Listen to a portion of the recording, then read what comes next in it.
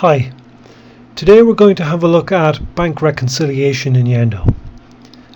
There are two parts to this really. The first is importing a file containing your bank transactions, and the second is obviously the reconciliation process itself. So here I'm starting with a sample bank file that I've created. Now this file only contains 4 transactions, but typically this is the file that you would get from your bank, and you may have to open it in Excel to rationalize it down to these key 4 columns, which are the customer's name, the amount of the transaction, and it's a minus amount for cash going out of your bank account, the transaction date, and then a reference or note for that transaction.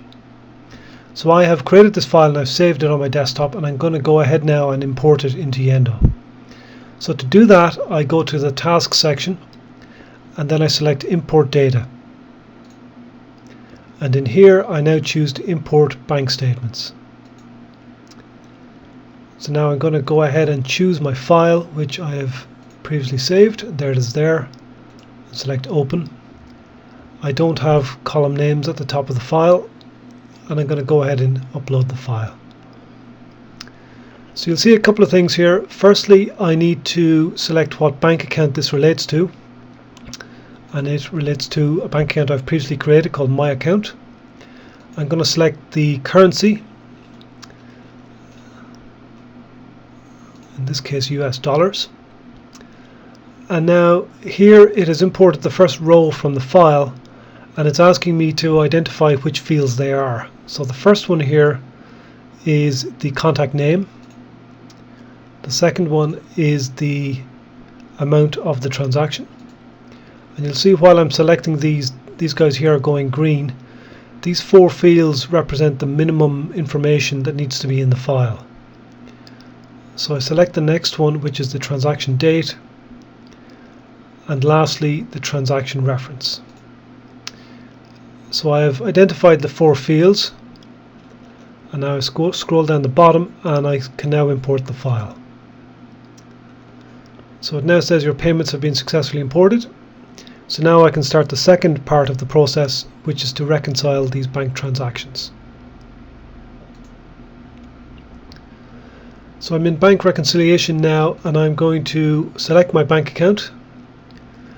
I am going to leave the date range as it is. I think most of the transactions I had were in June, July of that year, and I'm going to select the account, and here we have my 4 transactions imported. So the left column is the contents of the bank file, and over on the right here I have some options asking me what I want to do with each transaction. So I can do a few things. I can create a new payment, I can apply it directly to an existing invoice, or I can identify it as a transfer between 2 bank accounts. So in this case I'm just going to make that a payment, and I need to pick an account that relates to. I'm going to give it a contact name,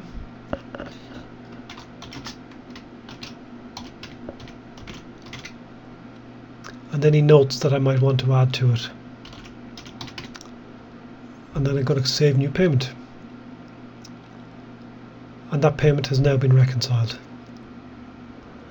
So now I have my second transaction, and I'm going to choose now to apply that transaction to an invoice, and the invoice has to be pre-existing within the system. So the first thing I need to do is search for an invoice. So I'm going to go right back, and here is an invoice. I'm going to select that, and you'll see here that the value of the selected invoices is displayed next to the value of the payment itself. The idea being that I can choose several invoices and apply the one payment to a number of invoices. So I'm going to go ahead and press reconcile, and now it's asking me to double check, do I want to allocate the full amount of the payment to the invoice, which I do, and I'm just going to hit save, and that payment has been allocated. So you can move down through all of the transactions that you imported, reconciling them one by one until there's nothing left.